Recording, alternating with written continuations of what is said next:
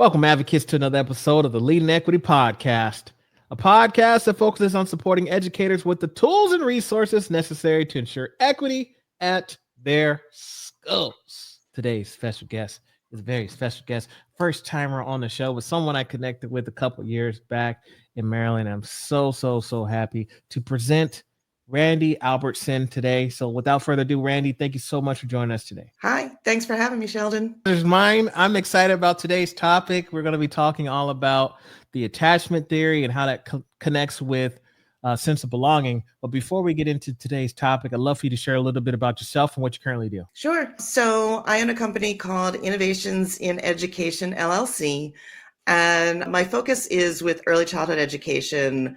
We do professional development and consulting for everything related to child development, curriculum assessment, really creating a developmentally appropriate early childhood environment. All right. Well, thank you again for joining us. It is a pleasure. I'm glad we're making this happen. You and I met at a early childhood event a couple years ago where I was keynoting, and you actually were influential with bringing me out. So thank you again for that. But as we've talked, I consider you someone that has a lot of knowledge and understanding in regards to not just early childhood, but also adult learning and things like that.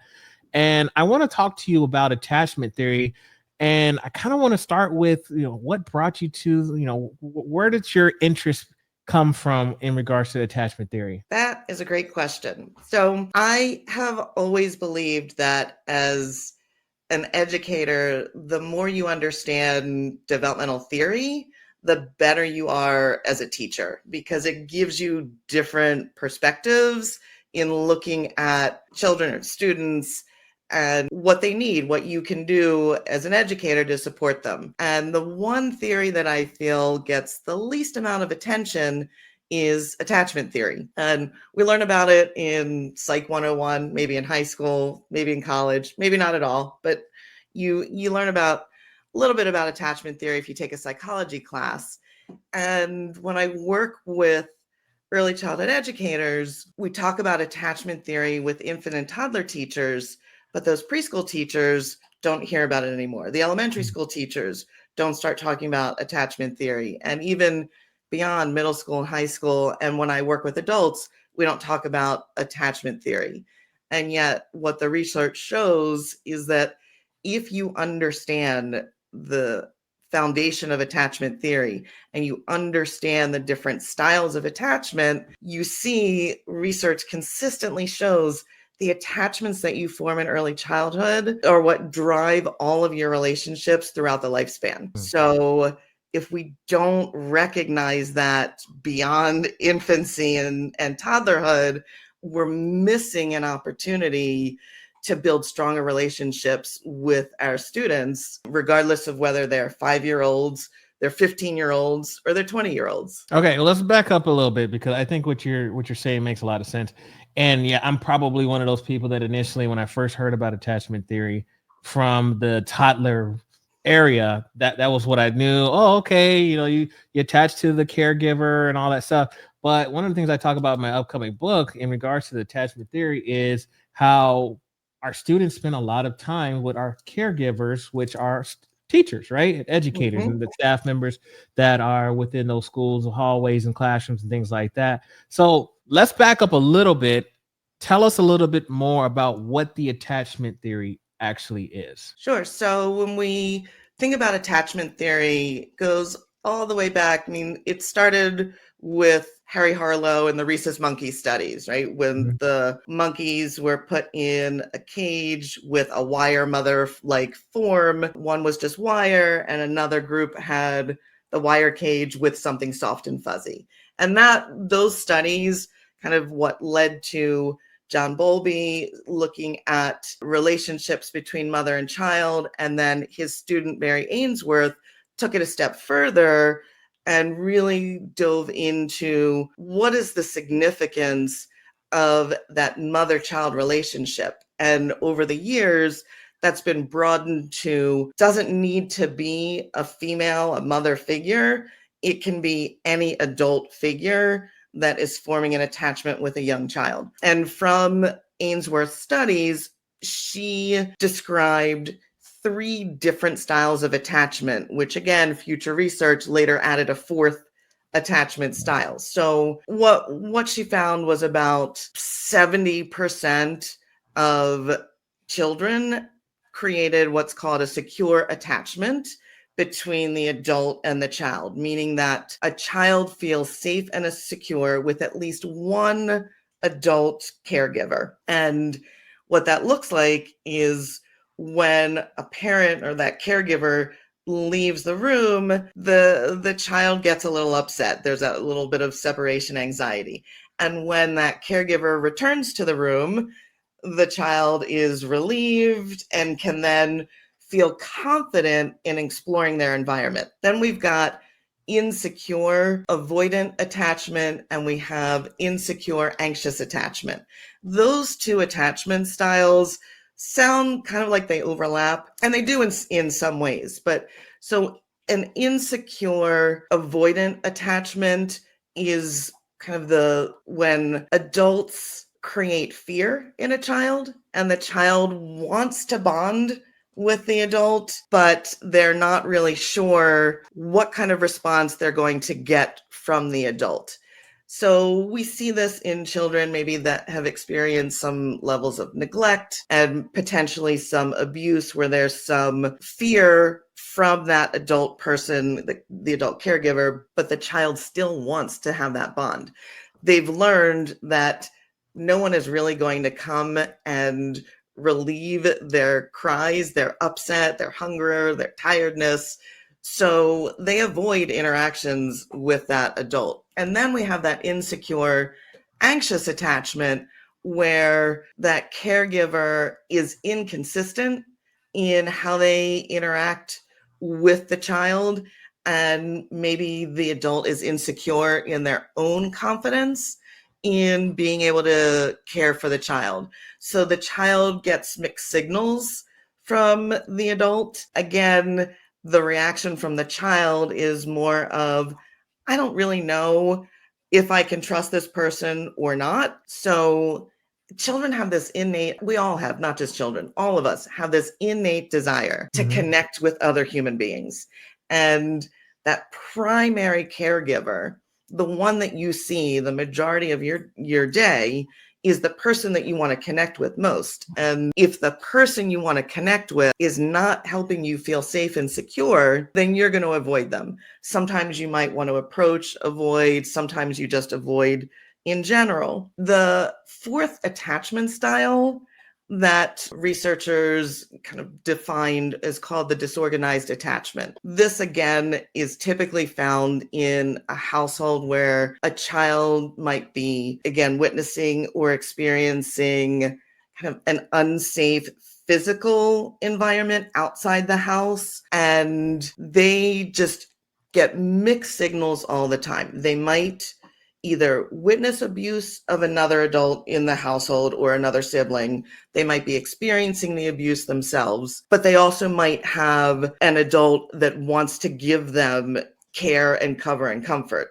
So that disorganized attachment style can't quite figure out what's going to happen today. Today might be a really great day, and my person is giving me the love that I need. But tonight is a different story. And that same caregiver could be parent is under the influence of drugs or alcohol. I don't know what to expect. That person might be yelling at me. They might not give me food. They might not, care for my needs.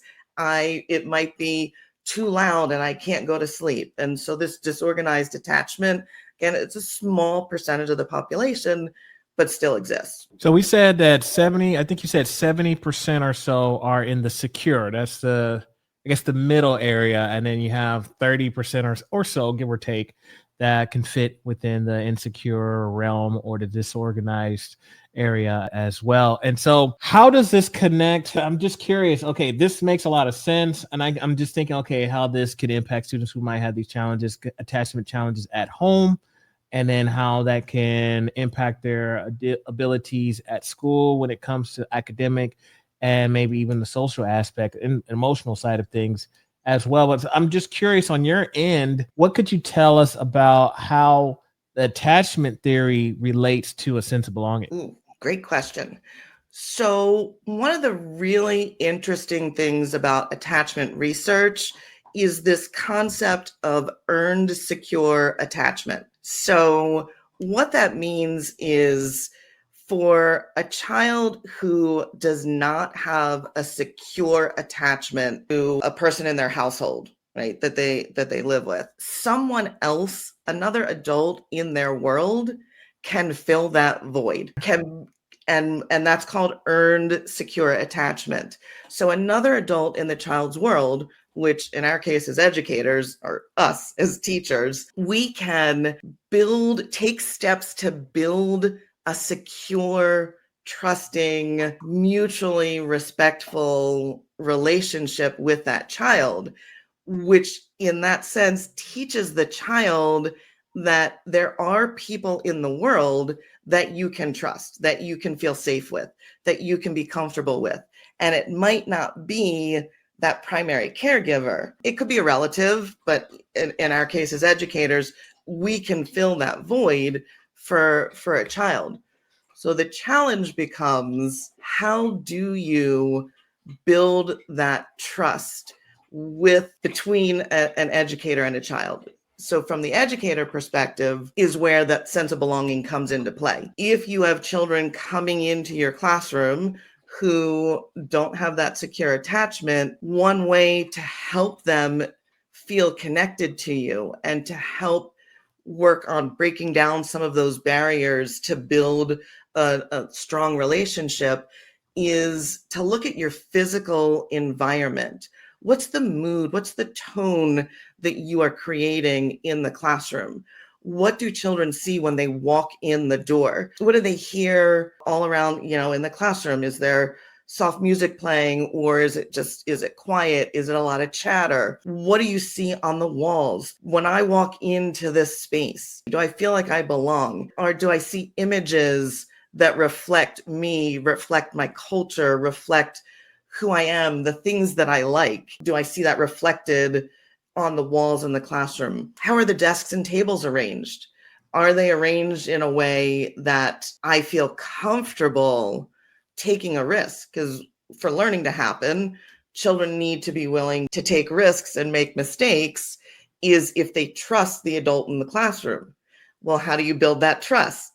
It goes back to creating that attachment, relationship, which then begs the question of, what's the sense of belonging when I walk into the classroom? Does the teacher in the room get me and who I am when I walk into the room? This is good. So I'm hearing that as, okay, these are some of the things: the sense of belonging. Do I see myself and not just the walls? I think sometimes teachers with the best intentions will stop there. Oh, we'll put Dr. King on the wall and Rosa Parks and Cesar Chavez, and then we're good to go, right? And but there's so much more. Or we'll do a festival, we'll do a little international, once a year. We'll celebrate this once or twice a year, and that's as far as it goes. But I heard also in the content that we're presenting, also in just the, when I come into this space, do I feel like this is a welcoming space in which I can be myself, like full on be myself, whatever my identity is or identities are. I'm able to do that, and I'm not expected to behave as my teacher views me as I'm supposed to behave. Is that what I heard?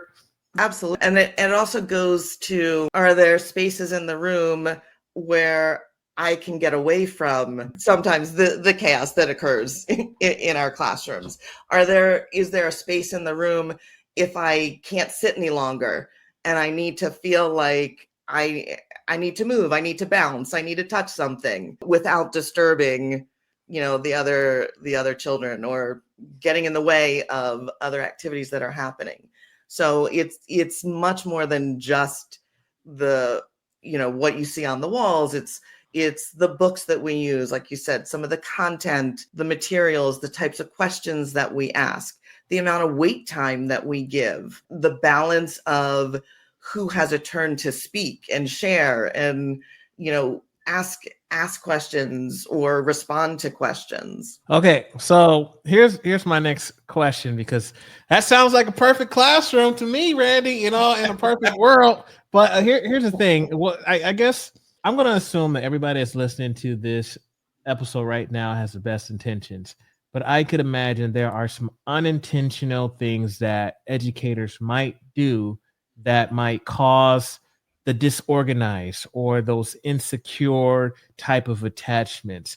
Could you maybe share some examples? And again, unintentional, just things that we might do when we're not considering that could contribute to the students not having that secure attachment. Absolutely. So some of the things to think about that are unintentional on our part are the sounds, the noise in the classroom environment. So for a child who experiences a lot of loud noises at home that are unsettling, sudden noises, loud noises, even the fire alarm that goes off, right? That's out of our control. But loud noises, the tone of voice that we use when we are speaking. Sometimes, we're trying to keep children safe and we might yell across the room to get someone's attention, a child's attention, so they're not hurting themselves or hurting someone else.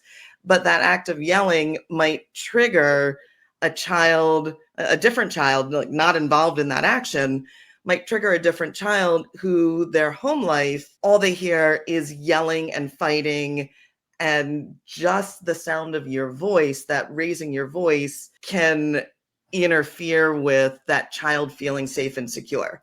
It could be things that we might think of as nurturing, being physically close to a child who is not ready to have an adult that they don't yet trust stand physically close to them. Sometimes we might put a gentle hand on a child's shoulder just to kind of calm them down or get their attention. And a touch for a child who is not expecting it and doesn't see you coming. Sometimes we walk behind a student and might put a hand on a shoulder. If they're not expecting that and they are not currently in a secure attachment place, that can be very jarring and startling and creates more of a boundary than it does. Our intention was to be soft and gentle, but for this particular child, soft and gentle when they're not expecting it is not going to be supportive of what they need to build a trusting relationship. Can you give me a little more about I want to clarify about the loud noise, because I think of teachers that have projects going on or have various activities where students are working in pairs, groups, small groups, things like that. There's a lot of things going on. Maybe they have a classroom setup where there's multiple stations. And so I know some teachers prefer, I don't want to have a silent classroom. And so I want to make sure I clarify. Can you clarify, what do you mean by loud noises? A loud noise would be something unexpected. So busy, active classrooms are noisy. Right. Right. Children are getting up and down, they're moving around the room, they're, something materials move and things clatter. So the example that I gave was yelling across the room instead of getting up and walking across the room to use a softer voice. So it's an escalation in the sound of the adult voice that isn't expected. It's an unexpected sound for the child. That everything, there's that, it could be high level of noise in the room, but when you hear one voice and it's the adult voice, that all of a sudden peaks above the rest of the volume, that's jarring. It could even be, sometimes we do things unintentionally where we are trying to put a stack of books on a table and they drop. And it's a startling noise because, again, it's an unexpected loud noise that's not part of the ongoing, just regular chatter that you might be hearing in the classroom. Okay. Thank you for clarifying. I'm glad that you brought up and you know what? Sometimes this is in folks' 504 plans, loud noises, things like that. And I always recommend teachers, make sure if students have IEPs, 504 plans, make sure you read them, because they can be very helpful for our students as we're trying to make sure that they're successful. one of the things, the overarching theme that I've heard, especially when we were talking about disorganizing or disorganized and insecure areas of attachment, is considering home life and how that might impact students at school. I mean, it's Maslow, I believe. Father Abraham always liked to say, he talks about the hierarchy of needs and our basic needs of feeling secure.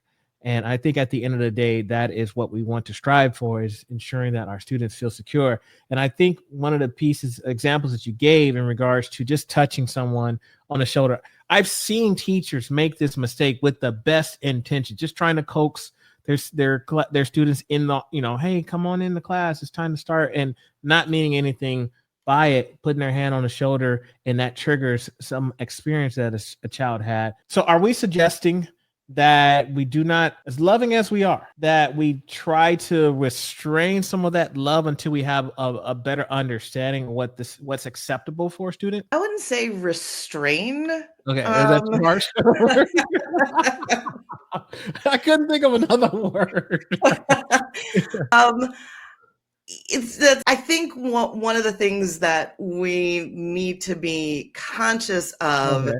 particularly in the very beginning of the year, when we're getting to know the students that we have in the room with us, is how do they respond? Mhm. How do they like to engage? And so part of that is from the get-go, whether it's back to school, meet the teacher, whether it's even just happening on the first day, the first couple of days of school, is trying to get a sense of how each child interacts with other children. If you have the opportunity to observe a child interacting with an adult that's bringing them to school, that kind of helps give you a sense of how comfortable they are with physical touch. Physical touch, I think, is one of the things it's a very fine line between being nurturing and being cautious ourselves, not wanting to be accused of putting hands on a child that was never our intent. But it's also kind of giving the children a sense of, here's how I express myself. If that's not comfortable for you, it's okay to say, I don't like to be touched. Okay. And giving children that permission to say, please don't touch me. It's hard for children to tell adults what they like and what they don't like, more so than what they do like, because no matter what we do, there's a power dynamic between adults and children. And the adults are the ones perceived to have all of the power and the control. So we as adults have to give that permission to children to say, I don't like that. And for the children to know when they express what they do or don't like, what they don't want us to do, we need to acknowledge that and value it and thank them for giving us that insight. Tell me what would help you feel more comfortable. Show me what you like or what you don't like. And that way we can adapt how we engage with each child so that we're meeting their needs rather than trying to have them fit who we are and what's comfortable for us. Okay. And I have another question. Are you familiar with like love languages? Yes. Okay, right. Because when I was doing the attachment theory, I was doing a lot of research on that. I was also looking at love languages and then tying all of that in sense of belonging. And I feel like there's a lot of relations between the three, because if, again, I want my students to have a secure attachment, it might be helpful, going back to the physical touch piece, it might be helpful to understand what is a student's love language, if you will, or how do they prefer? Do they prefer rewards? Do they prefer just words of affirmation? Do they prefer acts of service? Do you believe, or what are your thoughts rather, on the connection between sense of belonging, attachment theory, and what are we talking about? What's the other one? Oh, and love languages and love languages. The connection between the three. Yeah. So going back to looking at the sense of belonging, if we start by creating a space that looks and feels welcoming and accepting of the children that live in that classroom. Within that physical space, we can give children options for the love language piece of it. What connects to you? Do you like holding a stuffed animal? Do you prefer holding a stress ball, right? Something that you can squeeze. Do you like sitting on a hard chair? Do you prefer sitting on the floor? Do you prefer standing up? Those are the kinds of things that will help kind of with that love language. Would you rather draw? Would you rather write? Or would you rather paint? Would you rather build something in terms of how we communicate and share knowledge and our understanding of what we know and understand? Children giving us that sense of, here's how I can best express to you as the adult what I know about this topic. Here's how I can best express to you how I build relationships. When I play with my friends, I like to sit next to them. When I play with my friends, I like to sit across from them. Those are the kinds of things that I think build into that sense of belonging, help to create the trust, which is what we need to build that secure attachment, and then gives the child that option to use their love language to express themselves. And I tell you what, you just brought some fire just now. I love how you were able to relate all that together. And listen, I've enjoyed this conversation because it's really got me thinking. Like I said, I looked into this about a year ago, and I hadn't really looked into it since as I was moving through the book. But it's really good to engage in this conversation and not forget the importance of understanding attachment theory. And again, not from just the toddler side of things, attachment in the caregiving, but we are caregivers. We're mandatory reporters. Like, this is very important. This is something that we should be doing, and that we should also be discussing post toddler area. So whether you're an 11th grade teacher, 12th grade teacher, even adults you're teaching at the higher ed level, these are very important attachment information. I'd love for you to share any final words of advice that you would love to give to our listeners, anything that we haven't touched on already. I think the most important thing to keep in mind is that, as educators, we get so much thrown at us, and we wear so many different hats besides just being an educator. We're therapists, we're the cleaning crew, we do all of these, we serve all of these different roles when we work with our students. And it's really important to keep in mind that no matter how many different types of strategies are thrown at us, whether it's SEL, whether it's trauma sensitive classroom practices, everything starts from a foundation of trust. And that's that whole secure attachment component. And so if we can stay focused on having a trusting, nurturing relationship with our students, it makes all of those other types of strategies that are thrown on our plates make more sense, because you can't have trauma sensitive classroom practices. You can't, employ, social emotional learning without first creating a sense of trust and a sense of belonging, both between the adult and child, and then in that classroom overall. None of those other strategies will be successful if we don't start with the trust and belonging. Hey, listen, yeah, it is. Good job on that. You killed it today. Thank you so much. Thank you so much for that. I love that. Mic drop. We're going to end it there. If we have some folks that want to connect with you, what's the best way to reach you online? Sure. The easiest way, I think, would be my website, which is www.innovations with an S on the end, ed.com. I think that's the fastest way. There's a contact form on there. All right. Well, once again, I am speaking with Randi Albertsen. Thank you so much. It has truly been a pleasure. Thanks for having me, Sheldon.